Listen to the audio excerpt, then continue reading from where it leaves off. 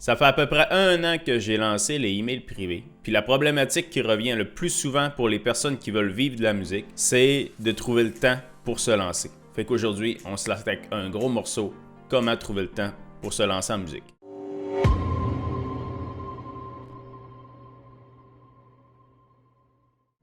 J'ai souvent entendu, moi aussi j'aimerais vivre de la musique, mais j'ai pas le temps. Selon moi, il y a deux j'ai pas le temps. Il y a le j'ai pas le temps qui est réel en fait, qui pour des raisons extérieures, t'as réellement pas le temps. Mais normalement, ce j'ai pas le temps-là, il est temporaire. Puis il doit le rester temporaire, parce qu'on peut pas ne pas avoir le temps d'absolument rien faire sur une longue période.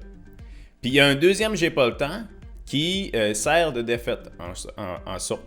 Mais des fois, c'est pas une défaite consciente. On s'en sert pas comme oui, j'ai pas le temps de faire ça pour se balayer. C'est vraiment quelque chose qu'on a le goût de faire, vivre de la musique. C'est vraiment notre objectif principal.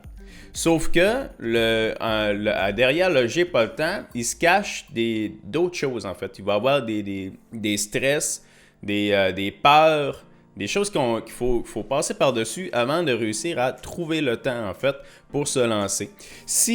Pour voir dans quelle catégorie tu es, on peut se poser la question si tu as le temps pour le divertissement.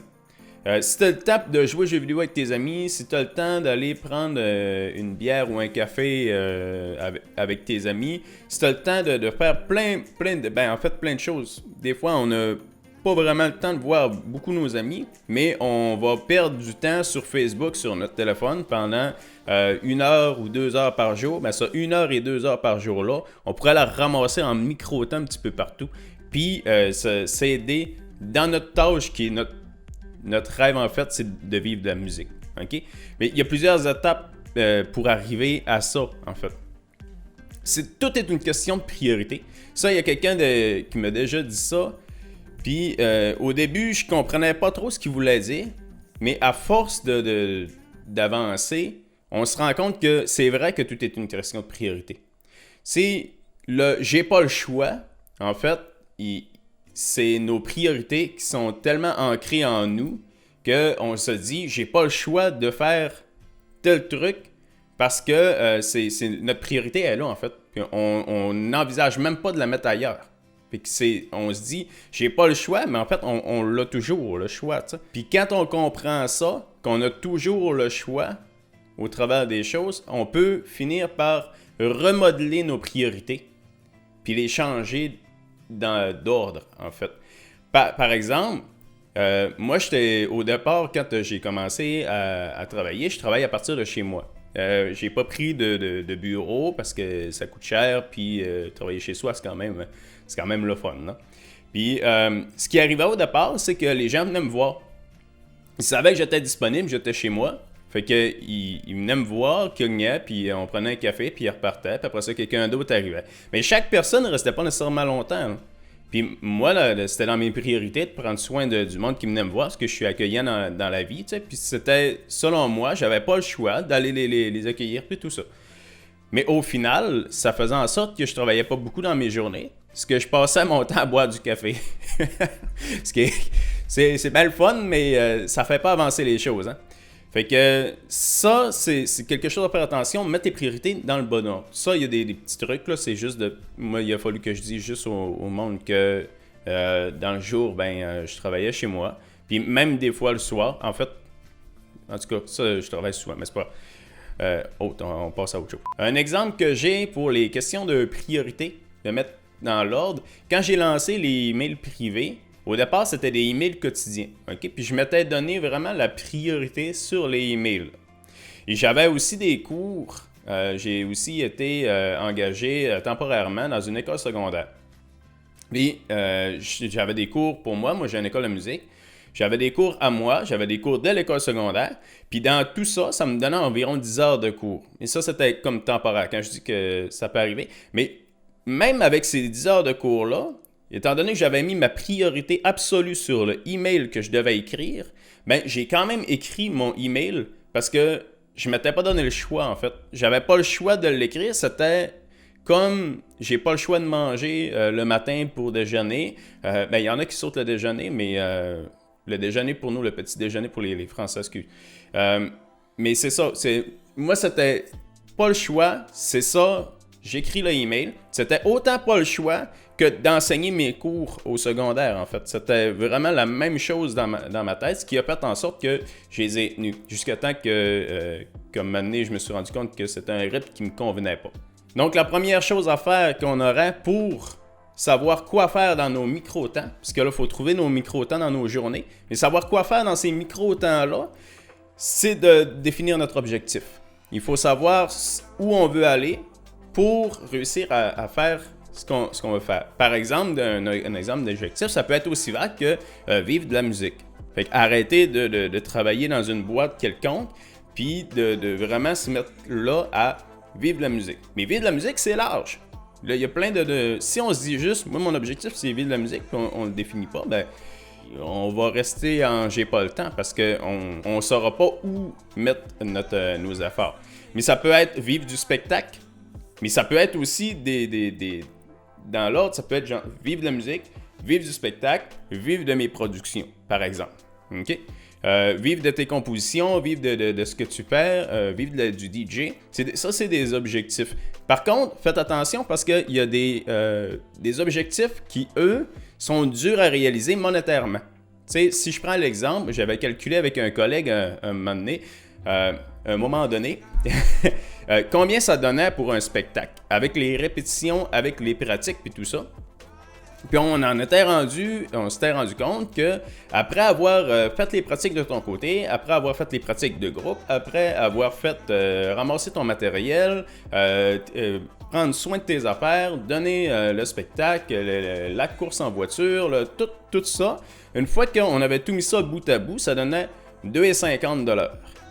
Mais avec 2,50 $, on se comprend que si c'est notre premier objectif, ça va être difficile d'y arriver rapidement. Fait qu'on est mieux de le mettre un objectif intermédiaire qui va nous servir de tremplin pour atteindre cet objectif-là. Parce que 2,50 $, c'est quand on fait des petits. Là. Une fois que tu montes dans l'échelon, l'échelle salariale va changer un petit peu. Mais avant d'atteindre cet échelon-là, il faut commencer en bas. Mais en bas, on ne peut pas en vivre à partir du début. On ne peut pas arriver là puis se dire, bon, je vis de la musique avec 2,50 $ les fins de semaine. Ça fait pas. Fait qu'il faut se donner un travail de côté, mais en musique aussi. Fait qu'au lieu de travailler, par exemple, en boucherie, moi j'ai travaillé longtemps en boucherie, au lieu de travailler en boucherie qui augmente pas mes compétences en musique, on va travailler en musique, quelque chose qui va peut-être moins éveiller ta passion. C'est sûr que c'est peut-être moins le fun pour toi que de jouer de la batterie sur scène. Moi, je suis batteur. Puis, mais, sauf que ça va nous permettre d'améliorer nos compétences pour le reste, puis ça va nous apporter des sous. Moins de sous peut-être qu'un travail régulier, si tu as déjà un bon travail, sauf que ça va faire avancer le projet. Mais ça, là, je suis ailleurs, ça, c'est un autre sujet, OK? Fait que c'est établir nos objectifs, puis les écrire, les étapes pour y parvenir. OK? On peut avoir des objectifs intermédiaires, mais même dans ces objectifs intermédiaires-là, il faut mettre les étapes. OK? Première chose, c'est quoi qu'il faut que je fasse? Par exemple, il faut que je mette Par exemple, que je clarifie mes services. Bon, clarifier ces services, tu n'as même pas besoin de sortir de chez toi. Après ça, il faut que je contacte des gens. Contacter des gens, tu peux ne pas sortir de chez toi aussi. C'est conseillé de le faire, là, de sortir de chez soi, maintenant. Mais tu peux quand même le faire à partir de chez toi, si tu n'as pas le temps. Il y a quand même des solutions qui peuvent être trouvées sur chaque étape. OK? Fait qu'on écrit les étapes. Puis après ça, on établit les priorités dans ces étapes-là. Les priorités, là, je vais te parler du cadran d'Eisenhower. C'est un cadran où tu as en numéro 1 important et urgent, les tâches qui sont importantes et urgentes. Après ça, tu as en numéro 2 les tâches qui sont importantes mais non urgentes. Après ça, en numéro 3, les tâches qui sont pas importantes mais urgentes. Puis en numéro 4, ce qui est pas important et non urgent. Le but de ces priorités-là, c'est qu'en important et urgent, on le fait de suite. On le fait tout de suite, c'est quelque chose qui doit être fait, qu'on n'a pas le choix de tout ça. Okay? En 2, c'est les choses qui sont... On met les priorités sur ce qui est important au lieu de l'urgent. Puis ça, c'est vraiment difficile, OK? Parce que l'urgence, on est vraiment appelé à écouter l'urgence depuis qu'on est jeune. On est à l'école, au primaire ou à élémentaire en France. Au primaire, on n'arrête pas de dire dépêche-toi, dépêche-toi, dépêche-toi, dépêche-toi, dépêche-toi. Mais on met beaucoup dans notre cerveau. On vient qu'on met la priorité tout de suite à l'urgent. Mais en fait, il ne faut pas mettre la priorité à cet urgent-là tout le temps. Il faut mettre la priorité à ce qui est important pour nous. Puis ça, il faut l'avoir au préalable. Trouver, en fait, c'est quoi qui est vraiment important pour nous. Fait en deuxième, on fait ce qui est important et non urgent. Après ça, on peut faire ce qui est non important et urgent. Puis le quatrième, on s'en fout. On jette ça, on envoie ça à quelqu'un, on le fait, on l'automatise, on s'en occupe pas, ok? Le 4, il disparaît. Et que ça devient du temps de plus, ok? Pour les trois autres cadrans. Ok. Après ça, on écrit à chaque soir, ça c'est chaque soir ou aussitôt qu'on a le temps, tout ce qui doit être fait, puis on le révise à mesure que ça avance. Comme ça, quand on arrive puis qu'on a moindrement un petit temps, on fait la tâche qui nous est assignée là-dessus. On n'a pas besoin de penser c'est quoi que je devrais faire, prendre la décision, ça demande de l'énergie. Chercher quoi faire, ça demande de l'énergie. Puis le faire, ça demande de l'énergie. Mais si on saute la prise de décision, c'est automatique. Toi, tu t'es pas donné le choix, puis j'ai le temps, je le fais. Fait que là, on gagne déjà cette petite tâche qui nous prend de l'énergie, qui ne nous fait pas avancer. Après ça, on saute aussi, là, qu'est-ce que je devrais faire? Tu perds pas le temps à savoir ce que tu devrais faire. Tu t'en vas direct, puis tu le fais direct. Fait que ça va beaucoup... Il y a plus de chances que tu te mettes en action, OK? On écrit à chaque soir tout ce qui devrait être fait. Puis pour t'aider, si jamais tu sais pas quoi faire puis que le cadran d'Eisenhower il t'aide pas, tu te dis si j'avais une seule tâche à faire sur la liste, ça serait laquelle? Pour avancer le projet, une chose, ça serait quoi? Là, tu regardes ta liste, tu la regardes, mais c'est ça. C'est celle-là que je devrais faire si j'avais juste une chose. Tu l'as fait. Ça a l'air facile de même, mais... Puis t'as fait. Puis après ça, une fois qu'elle est faite, t'as probablement déjà fait quelque chose qui était important pour toi ou urgent dans les choses. Puis là, t'as déjà avancé. T'as déjà fait quelque chose. Puis ce que je viens de dire là, c'était un ami m'avait dit, si t'as un conseil à donner à quelqu'un qui veut vivre de la musique, ce serait lequel? Lui, dans le fond... Maintenant, il y a deux albums de lancés, un EP, il est partout. Et pour les colocs, c'est le chanteur des colocs au Québec, peut-être ça va parler plus à beaucoup de monde. Il s'appelle Jason Hudon, puis pour Québec Sim aussi, il gère tout ça. Puis lui, il m'avait dit, si j'ai un conseil à te donner, fais quelque chose. C'est simple, mais en fait, derrière, c'est ce qu'on est en train de voir. Derrière, il y a beaucoup d'étapes. Parce que faire quelque chose, oui, mais quoi? T'sais? Mais avant ça, il faut que tu t'essayes de dire c'est quoi qu'il faut que tu fasses, puis quelle étape, il faut juste clarifier ça. OK? Puis j'avais lu une autre chose, c'est en lien direct, là. J'avais lu une autre chose dans le livre de Fabien Licard, Votre teinte infinie. Il avait dit, un de ses amis à lui avait dit, 1 vaut mieux que 0. Puis ça, c'était juste t'es mieux de faire quelque chose, même si c'est... Au pire, là, si toi, la seule chose qui te tente en ce moment, là, c'est pas de l'important et urgent, c'est pas du important et non urgent, c'est quelque chose qui est pas vraiment si important que ça, mais qui va te pousser à l'action. Ben, fallait. On va perdre quoi? Si tu le fais pas, c'est quoi que tu vas perdre? Si en plus ça t'amuse, tu vas rien perdre. Tu vas juste avancer, tu sais. Fait que là, on va passer comme à un deuxième volet. Comment vaincre les blocages, puis où trouver le temps. La plupart du temps, on attend avant de se lancer le moment parfait, le bon moment pour se lancer. Moi, ça m'arrive tout le temps. Je suis tout le temps en train de me battre contre le fait que je me dis non, c'est pas le temps, mais c'est pas le temps pourquoi? C'est pas le temps pourquoi? C'est que ça va-tu être plus le temps plus tard? Oui, mes enfants vont avoir grandi. Oui, je vais être rendu à la retraite. Oui, La crise de quarantaine, puis de cinquantaine, là, souvent, c'est des gens qui se rendent compte qu'ils n'ont pas fait ce qu'ils voulaient vraiment faire. Puis ça se peut que tu sois rendu à cet âge-là. Là. C'est pas c'est pas ça que je dis. Mais ce que je dis, c'est que attends pas de te rendre compte que t'as pas fait ce que tu voulais faire pour le faire. Parce que là, tu vas avoir une petite amertume en plus à l'intérieur de toi qui va te dire « Non, t'as dit, j'aurais dû le faire avant. » Tu sais. Mais commence tout de suite. Par exemple, moi là, j'ai pas le temps pour des cours d'avion. Puis je me suis quand même lancé. Au moins, j'ai mis un pied dans la porte. Là, je suis pas en train d'en faire en ce moment. On est l'hiver, puis j'avais beaucoup de choses au travail. Mais j'ai quand même un pied dans la porte qui fait en sorte que j'aurais plus le choix. Je vais l'avoir. Mais ça, c'est quelque chose qui était dans mes priorités aussi. T'sais. Mais j'ai déjà un pied dans la porte. Fait que juste de se lancer un peu là-dedans, ça va te mettre un pied dans la porte, puis tu vas te sentir déjà prêt à partir, prêt à passer l'action. Puis après ça, les prochaines étapes que tu vas avoir écrites vont être plus faciles de les faire que si tu ne fais rien puis tu attends le bon moment. Comme là, moi, j'ai arrêté les emails privés parce que j'avais beaucoup de choses puis que c'était intenable, OK, sur le long terme. Puis ça fait longtemps que j'ai pas relancé les emails privés. Là, présentement, pendant que tu m'écoutes, ils sont relancés. Là. Mais ça faisait longtemps que j'avais pas relancé les emails privés. Parce que justement, j'étais dans le fait de j'attends avant de me lancer. Mais j'attends à quoi? J'attends à rien. J'attends d'être prêt d'avoir plein d'idées. Les idées, là, on n'en manque jamais, OK? Il y en a tout le temps. Des projets, ben pour moi, là, des projets, des idées, ça arrête pas, OK? Peut-être que ça va t'aider de penser comme si tu étais en retard ou à la dernière minute. Tu sais, on se rend compte que, tu sais, on sait pas quoi faire, on sait pas où mettre nos efforts puis tout ça.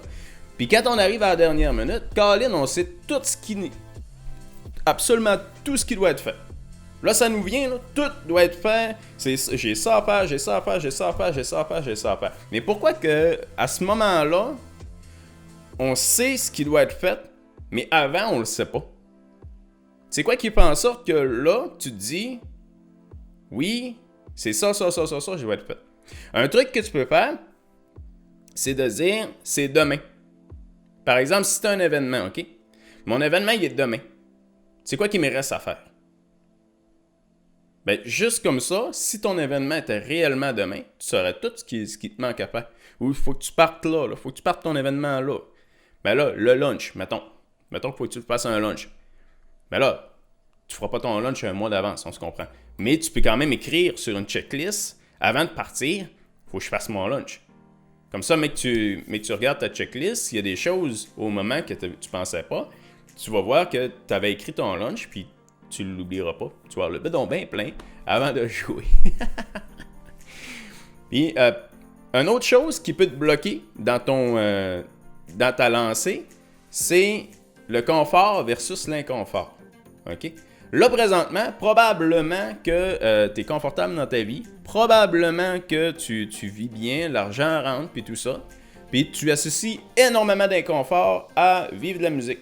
Parce que vivre de la musique, c'est beaucoup plus instable, on s'entend. C'est pas... on va pas mener notre CV puis dire « Hey gars, moi je vais vivre de la musique. Ah ok, cool, je te fais un salaire tous les semaines. » Mais non, ça fonctionne pas comme ça. Mais ça, c'est peut-être que tu associes beaucoup d'inconfort à ce que tu... Beaucoup de peur puis d'inconfort à ce que vivre de la musique. Mais l'inconfort, ça peut être vu de plein de façons. Tu sais, des craintes que tu as, c'est de l'inconfort. La nouveauté, c'est de l'inconfort. Fait que l'inconfort, il peut être guérin ici. Mais ce que tu vis en ce moment, ben, t'es confortable là-dedans, plus que te mettre à l'action. Fait que là, ce qu'on va essayer de faire, c'est de grossir ton inconfort dans ton présent. Puisque là, c'est sûr que si toi, t'es sur ma vidéo, tu essaies de trouver le temps pour vivre la musique, c'est que t'es inconfortable dans ce que tu fais en ce moment. C'est pas... T'es probablement pas ici en disant ben moi ce que je fais je suis bien, tu sais, moi je suis à la boucherie mais tout va bien, j'aime ça. Ben non, probablement que tu fais quelque chose que tu aimes plus ou moins, ça te rend inconfortable, tu te sens pas épanoui, tu te sens pas accompli. Toi ce que tu veux c'est de vivre de ta passion. Mais il faut grossir l'inconfort que tu as en ce moment dans ton métier. Puis rapetisser l'inconfort que tu perçois de vivre de la musique.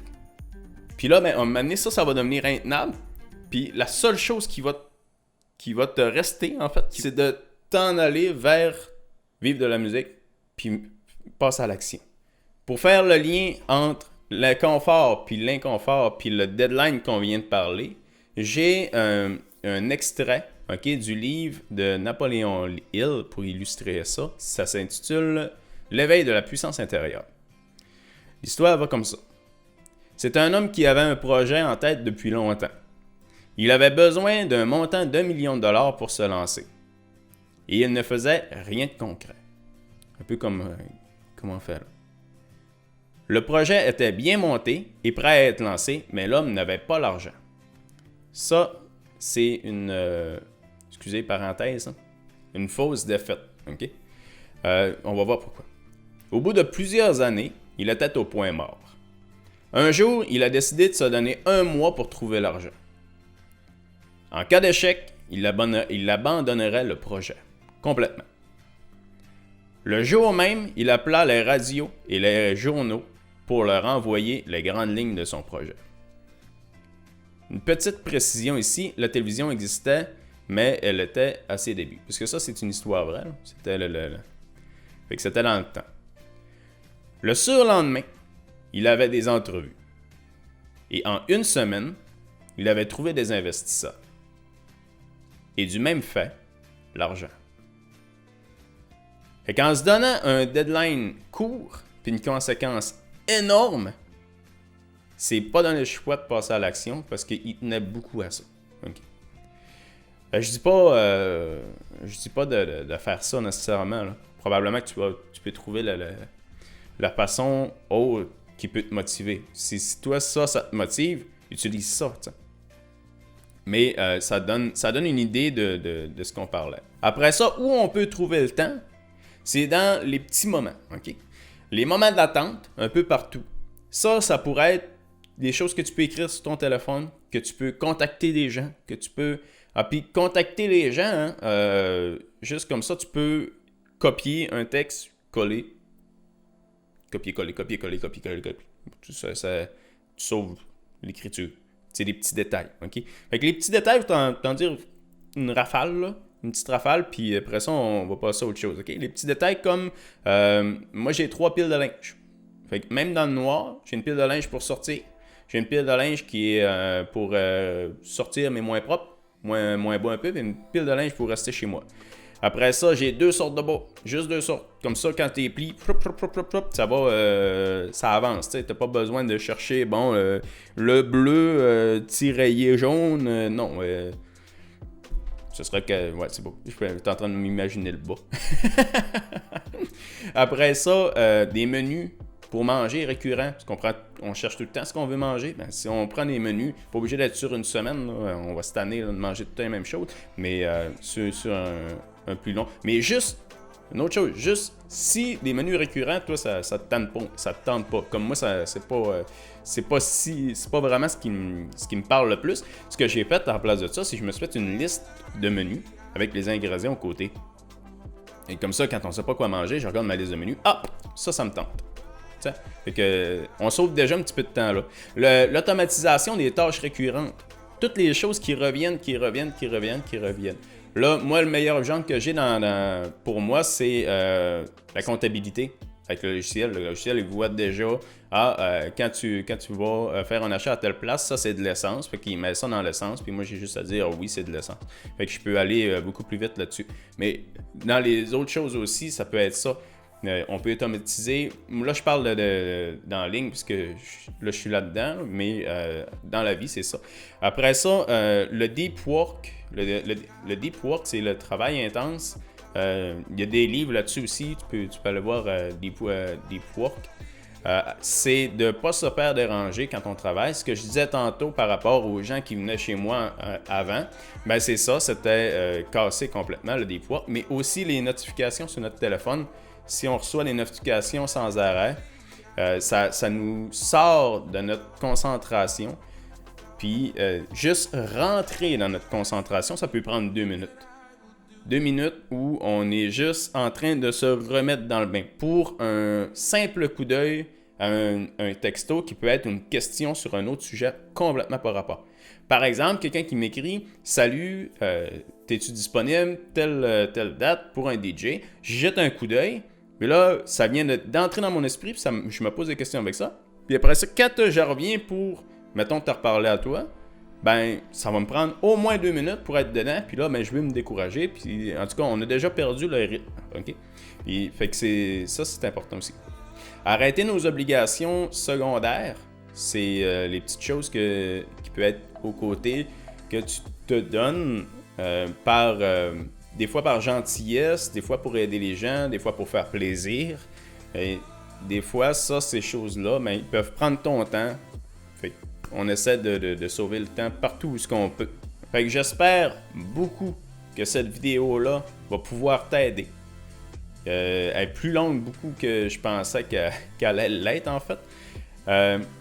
Je me suis basé sur le livre Votre temps est infini de Fabien Olicard. Sur beaucoup d'autres livres que j'ai lus, que j'ai pas les références en tête en ce moment. Mais je me suis aussi repéré à mes emails directement pour créer la vidéo. Si ça t'a aidé, probablement que ces emails-là peuvent t'aider. Fait que si tu veux t'inscrire, le lien est dans la description pour les emails. Il y a le site musiquemurmure.tv si tu veux savoir où me suivre, tout ça. Fait que je te souhaite de réussir, de trouver le temps de te lancer, puis de vivre de la musique.